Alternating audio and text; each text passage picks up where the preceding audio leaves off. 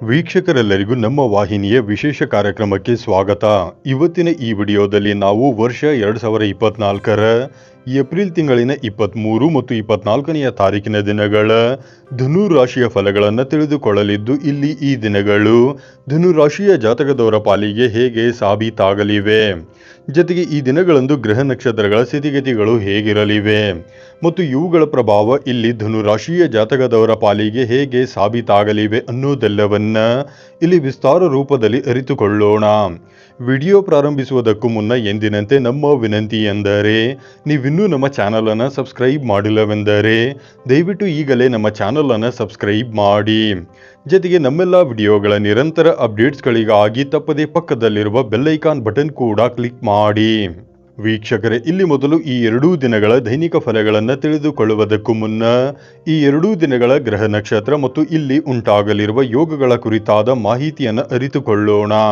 ಮೊದಲಿಗೆ ಇಲ್ಲಿ ವರ್ಷ 2024ರ ಏಪ್ರಿಲ್ ತಿಂಗಳಿನ 23ನೆಯ ತಾರೀಕಿನ ದಿನದ ಗ್ರಹ ನಕ್ಷತ್ರಗಳ ಸ್ಥಿತಿಗತಿಗಳನ್ನು ತಿಳಿದುಕೊಳ್ಳುವುದಾದರೆ, ಏಪ್ರಿಲ್ ತಿಂಗಳಿನ 23ನೆಯ ತಾರೀಕಿನ ದಿನವು ಮಂಗಳವಾರದ ದಿನವಾಗಿರಲಿದ್ದು, ಇಲ್ಲಿ ಚೈತ್ರ ಮಾಸದ ಶುಕ್ಲ ಪಕ್ಷದ ಪೂರ್ಣಿಮೆಯ ತಿಥಿ ಇರಲಿದೆ. ಪೂರ್ಣಿಮೆಯ ತಿಥಿಯು ಈ ದಿನದ ರಾತ್ರಿಯವರೆಗೂ ಇರಲಿದ್ದು, ಆ ನಂತರದಲ್ಲಿ ಪ್ರತಿಪದ ತಿಥಿಯ ಪ್ರಾರಂಭಗೊಳ್ಳಲಿದೆ. ಈ ಪೂರ್ಣಿಮೆಯನ್ನು ಧವನದ ಹುಣ್ಣಿಮೆ ಎಂದು ಕರೆಯಲಾಗುತ್ತದೆ. ವಿಶೇಷವೆಂದರೆ ಈ ದಿನದಂದು ಹನುಮಾನ ಜಯಂತಿಯೂ ಕೂಡ ಇರಲಿದೆ. ಹೀಗಾಗಿ ಇಲ್ಲಿ ಈ ದಿನವನ್ನ ಅತ್ಯಂತ ವಿಶೇಷ ದಿನವೆಂದು ಪರಿಗಣಿಸಲಾಗಿದೆ. ಹಾಗೆ ಈ ದಿನದ ರಾತ್ರಿ 10 ಗಂಟೆ 32 ನಿಮಿಷದವರೆಗೂ ಚಿತ್ರಾ ನಕ್ಷತ್ರದ ಗೋಚರವಿರಲಿದ್ದು, ಆ ನಂತರದಲ್ಲಿ ಸ್ವಾತಿ ನಕ್ಷತ್ರದ ಗೋಚರ ಪ್ರಾರಂಭಗೊಳ್ಳಲಿದೆ.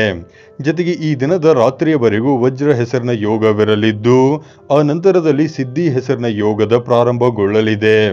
ಚಂದ್ರ ದೇವನು ಈ ದಿನದಂದು ತುಲಾ ರಾಶಿಯಲ್ಲಿ ಗೋಚರಿಸಲಿದ್ದು, ಇಲ್ಲಿ ಸೂರ್ಯ ದೇವನು ಮೇಷ ರಾಶಿಯಲ್ಲಿ ವಿರಾಜಮಾನನಾಗಿರಲಿದ್ದಾನೆ. ಈ ದಿನದಂದು ಅಭಿಜಿತ ಮುಹೂರ್ತವು ಬೆಳಗಿನ 11 ಗಂಟೆ 53 ನಿಮಿಷದಿಂದ ಹಿಡಿದು ಮಧ್ಯಾಹ್ನದ 12 ಗಂಟೆ 43 ನಿಮಿಷದವರೆಗೂ ಇರಲಿದೆ. ಇದರ ನಂತರದಲ್ಲಿ ಇಲ್ಲಿ ಏಪ್ರಿಲ್ ತಿಂಗಳಿನ 24ನೆಯ ತಾರೀಕಿನ ದಿನದ ಗ್ರಹ ನಕ್ಷತ್ರ ಮತ್ತು ಯೋಗಗಳ ಕುರಿತಾದ ಮಾಹಿತಿಯನ್ನು ತಿಳಿದುಕೊಳ್ಳುವುದಾದರೆ, ಏಪ್ರಿಲ್ ತಿಂಗಳಿನ 24ನೆಯ ತಾರೀಕಿನ ದಿನವು ಬುಧವಾರದ ದಿನವಾಗಿರಲಿದ್ದು, ಇಲ್ಲಿಯೂ ಕೂಡ ಚೈತ್ರ ಮಾಸದ ಕೃಷ್ಣ ಪಕ್ಷದ ಪ್ರತಿಪದ ತಿಥಿ ಇರಲಿದೆ. ಪ್ರತಿಪದ ತಿಥಿಯು ಈ ದಿನದ ಪೂರ್ಣ ರಾತ್ರಿಯವರೆಗೂ ಇರಲಿದ್ದು, ಆ ನಂತರದಲ್ಲಿ ದ್ವಿತೀಯ ತಿಥಿಯ ಪ್ರಾರಂಭಗೊಳ್ಳಲಿದೆ. ಹಾಗೆ ಈ ದಿನದ ರಾತ್ರಿ 12 ಗಂಟೆ 41 ನಿಮಿಷದವರೆಗೂ ಸ್ವಾತಿ ನಕ್ಷತ್ರದ ಗೋಚರವಿರಲಿದ್ದು, ಆ ನಂತರದಲ್ಲಿ ವಿಶಾಖ ನಕ್ಷತ್ರದ ಗೋಚರ ಪ್ರಾರಂಭಗೊಳ್ಳಲಿದೆ. ಜೊತೆಗೆ ಈ ದಿನದ ರಾತ್ರಿಯವರೆಗೂ ಸಿದ್ಧಿ ಹೆಸರಿನ ಯೋಗವಿರಲಿದ್ದು, ಆ ನಂತರದಲ್ಲಿ ವ್ಯತಿಪಾತ ಹೆಸರಿನ ಯೋಗದ ಪ್ರಾರಂಭಗೊಳ್ಳಲಿದೆ. ಚಂದ್ರದೇವನು ಈ ದಿನದಂದು ಕೂಡ ತುಲಾ ರಾಶಿಯಲ್ಲಿಯೇ ಗೋಚರಿಸಲಿದ್ದು, ಇಲ್ಲಿ ಸೂರ್ಯ ದೇವನು ಕೂಡ ಮೇಷ ರಾಶಿಯಲ್ಲಿಯೇ ವಿರಾಜಮಾನನಾಗಿರಲಿದ್ದಾನೆ. ಇನ್ನು ಈ ದಿನದಂದು ಯಾವುದೇ ಅಭಿಜಿತ ಮುಹೂರ್ತವಿರುವುದಿಲ್ಲ. ವೀಕ್ಷಕರೇ, ಇದು ಈ ಎರಡೂ ದಿನಗಳ ಗ್ರಹ ನಕ್ಷತ್ರ ಮತ್ತು ಯೋಗಗಳ ಕುರಿತಾಗಿರುವ ಮಾಹಿತಿಯಾಗಿದ್ದು, ಈ ಮಾಹಿತಿಯನ್ನೇ ಆಧರಿಸಿ ಈಗ ಈ ದಿನಗಳ ಧನು ರಾಶಿಯ ಫಲಗಳನ್ನು ತಿಳಿದುಕೊಳ್ಳೋಣ. ಮೊದಲಿಗೆ ಇಲ್ಲಿ ಏಪ್ರಿಲ್ ತಿಂಗಳಿನ 23ನೆಯ ತಾರೀಕಿನ ದಿನದ ಧನು ರಾಶಿಯ ಫಲಗಳನ್ನು ತಿಳಿದುಕೊಳ್ಳುವುದಾದರೆ, ಈ ದಿನದಂದು ಚಂದ್ರದೇವನು ಅತ್ಯಂತ ಸದೃಢ ಸ್ಥಿತಿಯಲ್ಲಿ ಕಂಡು ಬರಲಿದ್ದು, ಇಲ್ಲಿ ಸಮಯ ಮಹಾಭಾಗ್ಯಶಾಲಿಯಾಗಿ ಸಾಬೀತಾಗಲಿದೆ. ಈ ವಿಶೇಷ ದಿನದಂದು ಚಂದ್ರದೇವನು ನಿಮ್ಮ ಲಾಭ ಸ್ಥಾನದಿಂದ ಗೋಚರಿಸಲಿದ್ದು, ಹೀಗಾಗಿ ಇಲ್ಲಿ ನಿಮ್ಮ ಮೇಲೆ ಲಾಭದ ಸುರಿಮಳೆ ಉಂಟಾಗಲಿದೆ. ಈ ವಿಶೇಷ ಸಮಯದಲ್ಲಿ ನಿಮಗೆ ಮಹಾಲಕ್ಷ್ಮಿ ಮಾತೆಯ ವಿಶೇಷ ಕೃಪೆಯೂ ಕೂಡ ಲಭಿಸಬಹುದಾಗಿದೆ. ಇಲ್ಲಿ ನಿಮ್ಮ ಜೀವನದಲ್ಲಿ ಇದ್ದ ಕೊರತೆ ಅಥವಾ ಕೊರಗೂ ಕೂಡ ನೀಗಬಹುದಾಗಿದೆ. ಅಂದರೆ ಇಲ್ಲಿ ನಿಮ್ಮ ಅಪೂರ್ಣ ಇಚ್ಛೆಯ ಪೂರ್ತಿಯೂ ಕೂಡ ಉಂಟಾಗಲಿದೆ. ಜೊತೆಗೆ ಈ ವಿಶೇಷ ಸಮಯದಲ್ಲಿ ನಿಮ್ಮ ಸಂತಾನ ಪಕ್ಷವೂ ಕೂಡ ಸಾಕಷ್ಟು ಸದೃಢವಾಗಿ ಕಂಡು ಬರಲಿದೆ. ಯಾರ ಜೀವನದಲ್ಲಿ ಸಂತಾನದ ಕೊರಗು ಕಾಡುತ್ತಲಿದೆಯೋ ಆ ಕೊರಗೂ ಕೂಡ ಇಲ್ಲಿ ಕೊನೆಗೊಳ್ಳಬಹುದಾಗಿದ್ದು, ಸಂತಾನ ಪ್ರಾಪ್ತಿಯ ಪ್ರಬಲ ಯೋಗಗಳು ಇಲ್ಲಿ ನಿರ್ಮಾಣಗೊಳ್ಳಲಿವೆ. ಸಂಬಂಧಗಳ ದೃಷ್ಟಿಯಿಂದಲೂ ಈ ಸಮಯ ಅತ್ಯಂತ ವಿಶೇಷವಾಗಿರಲಿದ್ದು, ಇಲ್ಲಿ ಸಂಬಂಧಗಳ ಮಧ್ಯದಲ್ಲಿನ ಪ್ರೇಮ ಮತ್ತು ವಿಶ್ವಾಸದ ವೃದ್ಧಿ ಉಂಟಾಗಲಿದೆ. ಇಲ್ಲಿ ನಿಮ್ಮಿಂದ ದೂರವಾಗಿದ್ದ ಸಂಬಂಧವೊಂದು ಈಗ ಮತ್ತೆ ನಿಮ್ಮೊಂದಿಗೆ ಬೆಸೆದುಕೊಳ್ಳಲು ಬಹುದಾದ ಸಾಧ್ಯತೆ ಖಂಡಿತ ಈ ದಿನದಂದು ಇರಲಿದೆ. ಇಲ್ಲಿ ನಿಮಗೆ ವಿದೇಶಿಯ ಯಾತ್ರೆಗಳ ಯೋಗವೂ ಕೂಡ ಪ್ರಬಲವಾಗಿರಲಿದ್ದು ವಿದೇಶದಿಂದಾಗಿ ಭರಪೂರ ಲಾಭ ಹೊಂದುವ ಅವಕಾಶದ ಪ್ರಾಪ್ತಿಯೂ ಕೂಡ ಇಲ್ಲಿ ನಿಮಗೆ ಉಂಟಾಗಲಿದೆ. ಇಲ್ಲಿ ವಿಶೇಷವಾಗಿ ಯಾರು ಆಮದು ರಫ್ತು ಕ್ಷೇತ್ರದಲ್ಲಿ ತೊಡಗಿರುವರೋ, ಯಾರು ವಿದೇಶಿಯ ಕಂಪನಿಯಲ್ಲಿ ಕಾರ್ಯನಿರ್ವಹಿಸುತ್ತಲಿರುವರೋ ಅವರಿಗೂ ಅತ್ಯಧಿಕ ಲಾಭದ ಪ್ರಾಪ್ತಿ ಉಂಟಾಗಲಿದೆ.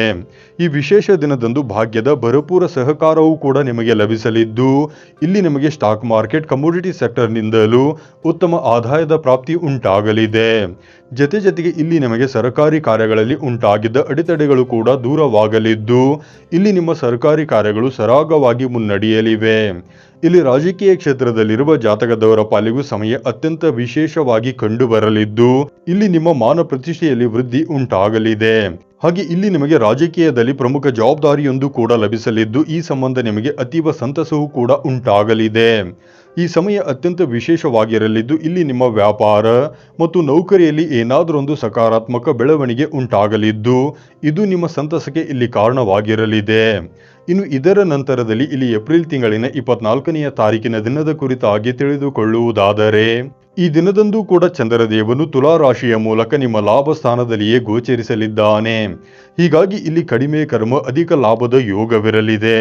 ಇಲ್ಲಿ ಬಹುತೇಕ ಎಲ್ಲ ಕ್ಷೇತ್ರದಲ್ಲಿಯೂ ನಿಮಗೆ ಲಾಭದ ಪ್ರಾಪ್ತಿ ಉಂಟಾಗಲಿದೆ. ಇಲ್ಲಿ ವಿದೇಶದಿಂದಲೂ ನಿಮಗೆ ಧನ ಸಂಪಾದಿಸುವ ವಿಶೇಷ ಅವಕಾಶದ ಪ್ರಾಪ್ತಿಯಾಗುವುದರೊಂದಿಗೆ ಇಲ್ಲಿ ನಿಮಗೆ ಒಂದಕ್ಕಿಂತಲೂ ಅಧಿಕ ಮೂಲಗಳಿಂದಲೂ ಆದಾಯದ ಪ್ರಾಪ್ತಿ ಉಂಟಾಗಲಿದೆ. ಈ ವಿಶೇಷ ಸಮಯಾವಧಿಯಲ್ಲಿ ನಿಮ್ಮ ವ್ಯಾಪಾರದಲ್ಲಿಯೂ ಭರಪೂರ ಲಾಭದ ಪ್ರಾಪ್ತಿ ಉಂಟಾಗಲಿದೆ.